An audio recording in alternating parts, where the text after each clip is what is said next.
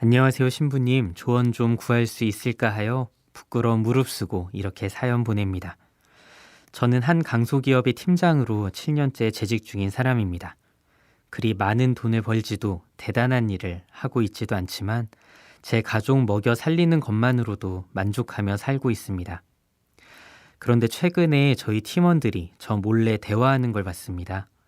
말로 대화한 걸 말하는 건 아니고 SNS 메신저를 통해 자기들끼리 이야기를 하는데 그 톡방에 저는 없다는 걸 알았습니다. 일부러 안 건 아니고 다들 밥 먹으러 갔을 때 어린 직원의 컴퓨터 화면이 켜져 있어 우연히 봤습니다. 제가 본 부분만 봐서는 저에 대한 이야기는 없었는데 언젠가 제 욕을 할지도 모른다는 생각이 드니 서운한 마음 달랠 길이 없군요. 저도 초대해달라기도 뭐하고 참 난감하답니다. 네, 비밀 사연 잘 들었습니다. 먼저 솔직하게 비밀 나누어 주셔서 감사드립니다.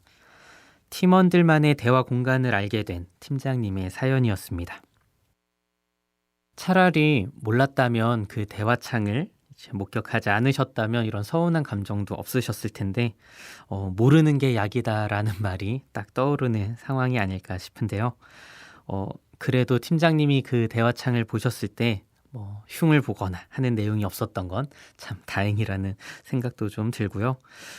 직접적으로 서운한 감정을 표출하시거나 화를 내실 수도 있으셨을 텐데 그래도 제가 추정을 해보자면 부하 직원들 굉장히 편안하게 해주시는 상사분이 아닌가 싶습니다.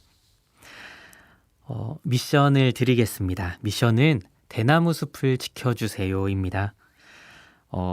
사실 그런 비밀 대화창은 아마 각자가 가지고 있는 어떤 마음들, 생각들 굉장히 편하게 이렇게 주고받는 어떻게 보면 좀 미성숙한 의견이 오갈 수 있는 공간이겠죠. 근데 거기에서 나눠지는 대화의 내용들이 좀 더 성숙해지고 중요한 부분들이 있다면 그 공간뿐만이 아니라 그 공간 밖으로도 그 대화가 분명히 나올 거라는 생각도 들고요. 꼭 나쁜 이야기, 뒤에서 몰래 흉보는 이야기들만 나누기 위해서 마련된 공간은 아닐 거라는 생각이 좀 듭니다. 그리고 그 대화의 공간이 이렇게 긍정적이거나 생산적이지 않다면 분명히 좀 자연스럽게 소멸될 수도 있는 것이니까요. 너무 서운해 하신다거나 그 대화 내용을 엄청 궁금해 하지는 않으셔도 되지 않을까 싶네요. 아빠 같은 마음으로 정말 이렇게 인생의 선배 같은 마음으로 그 팀원들만의 공간을 좀 존중해 주시는 게 어떨까요? 저도 본당에서 돌봐야 되는 단체나 신자분들이 많다 보니까 단체, 이렇게 대화방 같은 것들이 많거든요. 그런데 분명히 제가 초대된 방도 있지만 제가 초대되지 않은 그분들만의 공간이 필요하다는 부분을 좀 인정하게 되는 것 같아요. 그것이 더 건강하게 좋은 관계를 이어갈 수 있는 방법인 것도 같습니다.